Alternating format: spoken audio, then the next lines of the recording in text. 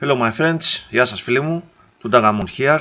In this video I'm going to benchmark Just Cause 3 on a single GTX 1070 paired with my old Core i5 2500. This is a digital recording at 60 frames per second, which is done on an external recorder as always. So what you will see in this video will be pure performance. In this benchmarking video I'm going to use the old 2500K as I told you, which is overclocked to 4.8 GHz as in all my benchmarking videos. There we are. The system has 16 GB of memory and the graphics card is a single GTX 1070 made by KFA2. It is the EX model, latest force were installed, and it is also overclocked a little in order to boost to 2 GHz. Now for this video I'm going to benchmark a custom gameplay session. I'm going to gather frame rate data with fraps, basic result in this file, and some analysis with flat at the end of the video. So let me launch the game and let's see how it performs on this setup.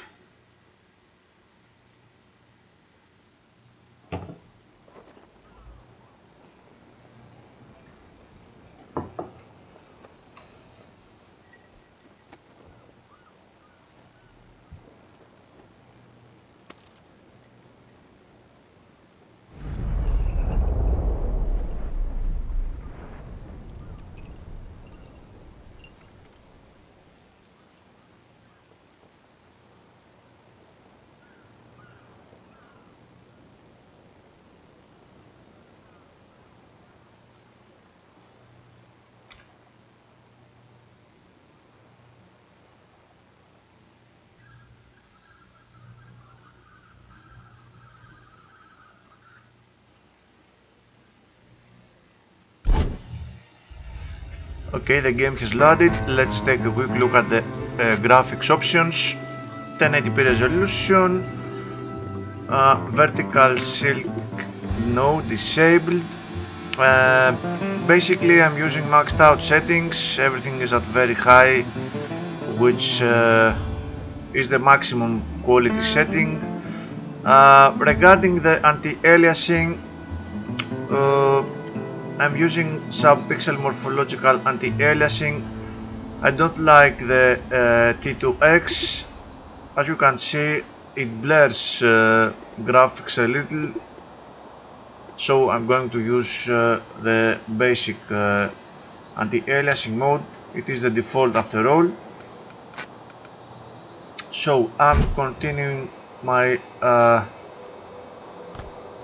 gameplay session, and I'm starting the benchmark right away. I should have figured you'd survive. What do you need? Well, you've sure put a bee in Di Ravello's bonnet, and Costa del Porto is about to suffer the brunt of his, disappointment. I thought you and your pal would like to know. Thanks, Sheldon. Mario, you there? I heard it. I'll meet you outside of town. Together, our illustrious military, shining symbols of power.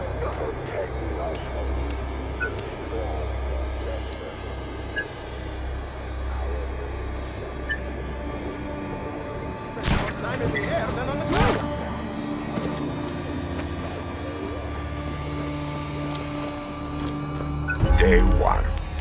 My psychiatric evaluator misunderstood the importance of giving me a clean bill of health. I explained that I do not lack a sense of moral responsibility. I simply disagree with his morality, or rather, his mortality. So begins my military career. The chessboard now lay before me, filled with the possibility of ultimate victory.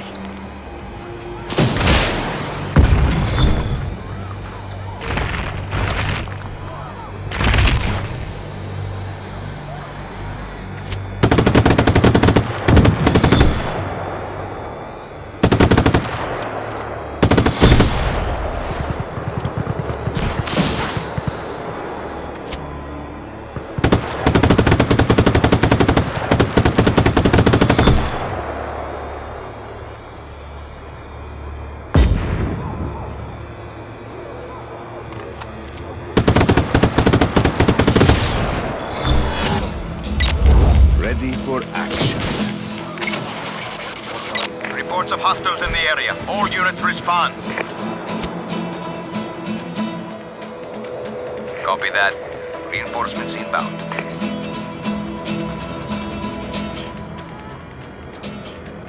This is dispatch. Target is still at large. Find him.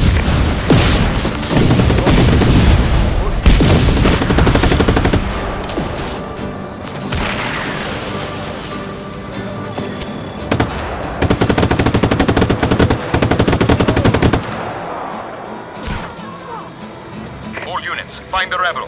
Pursue aggressively.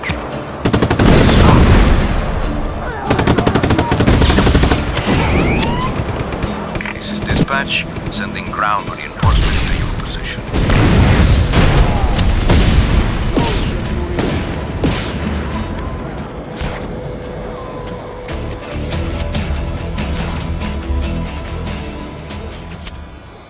Locate the rebel immediately. Do not let him escape.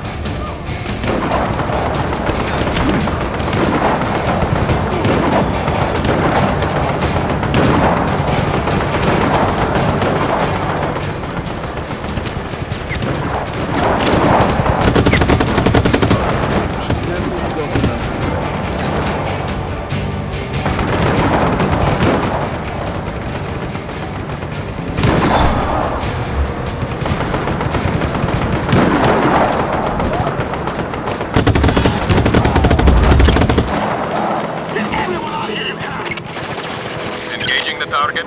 All units converge on the following coordinates.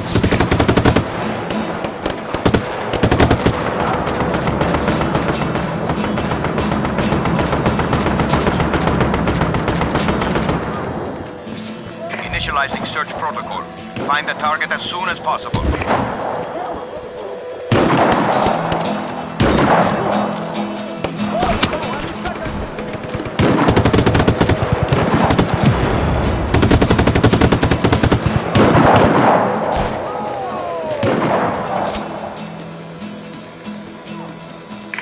On alert. Re-establish visual contact. Okay, I have basically won the level, but I'm not going to raise the flag because the frame rate goes way up. Instead, I'm going to fly a little What's happening out there? away from the city. Respond immediately.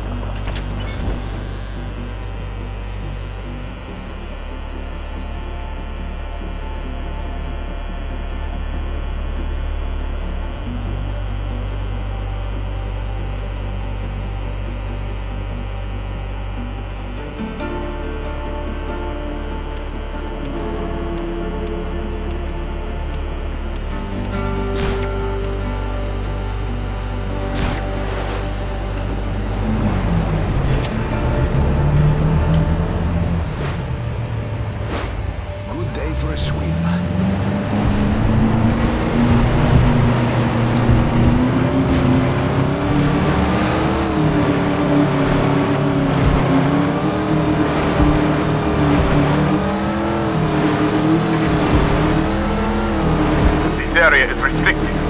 Leave immediately.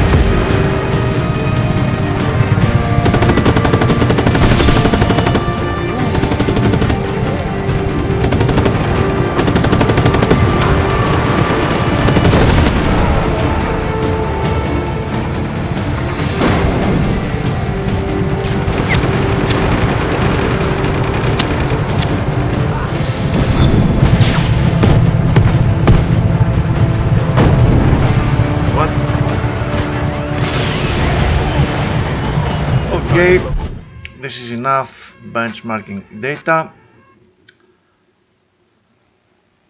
This game is really easy to get lost into. It is really fun. It makes you feel really free to do whatever you want. In any case, 106, 107 frames per second. Very good result. The game did run quite nicely, as you saw. We do have very decent frame rate and good frame times. At first glance at least, we will see the analysis of the analytics tool. Now regarding the GPU usage, as you can see, it is not maxed out throughout the run. We do have some significant dips in the GPU usage at some points, probably during some explosions, I don't know. We can see very clearly why this happens. However, the game engine is using all CPU cores in an excellent way. The CPU cores are maxed out. Very good CPU usage. We can see that it even jumps up to 100% at some parts.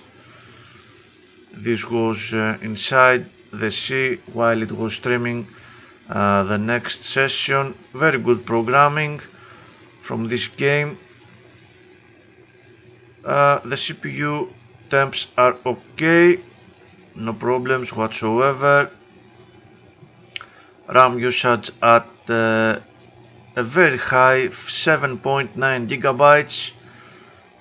Very high RAM usage, but the game really deserves it. The power of the card is close to 70% on average. GPU temps are also very good. 2 GHz throughout the run, no throttling whatsoever. It rarely occurs anyhow. 3.2 gigabytes of video RAM usage. That is a good indication that the game may run quite well on the GTX 970 and the 7950. I have not tested that yet on these graphics cards, so let's see the analysis of the frame rate, because an average is good enough up to a point. So let's see, I'm going to call it maxed because it is maxed anyway.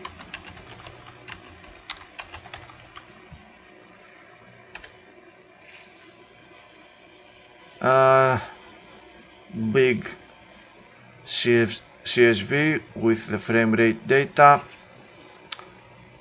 and according to the calculator, the analytics tool, we do have a very good average. The variability is a bit high, of course, which is normal for most open world games. There is a crazy action going on in this game. The camera changes all the time, so it was to be expected. Actually, it is a very good variability rating. So both of these result in a comparable frame rate of 84 frames per second. Still very good frame rate result. And don't forget that we do have a CPU limit in this run, or a platform limit. The PCI Express of the Sandy Bridge does not help either. So the frame times seem to be quite good. We do have some stuttering, of course, but nothing extremely crazy. Below 12 milliseconds for the most part. Some higher frame times in this part.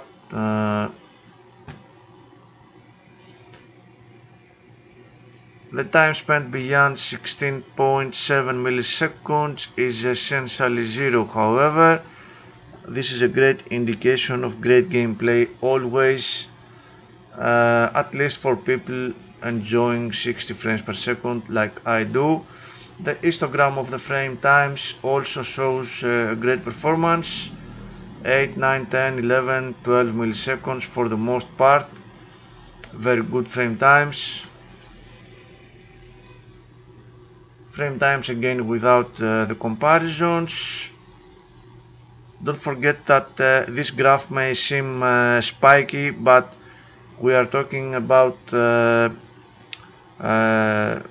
540 seconds. My benchmarks are always very long, so there is not enough granularity in this graph to just show you the smoothness of the game. The frame rate itself is quite good. We can see why we have the variability in the frame times. Some parts are very high. It is the nature of my benchmark itself. For example, this part is the fly zone from the village over the sea, traveling in the sea, and the final destruction of the huge dish.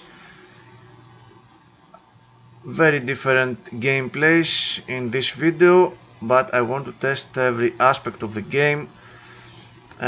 We did have some dips below 60 frames per second. It is minimal, and that's why I insist that the minimum frame rate is not important. It is a split second that registered 56 frames per second. Still, however, as you saw in this graph, where is it?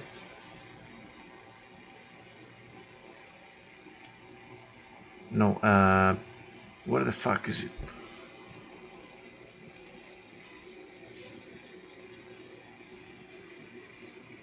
Yes, the time spent.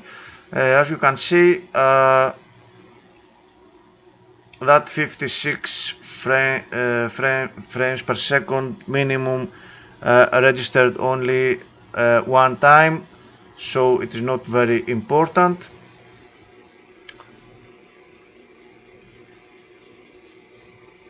We show that 1.7 milliseconds for the variability, 0.8 for the stuttering. Decent, very decent results. The game is absolutely playable on such a system. Actually, I have played it with a lot lower clocks, and it runs at 60 frames per second, no problem.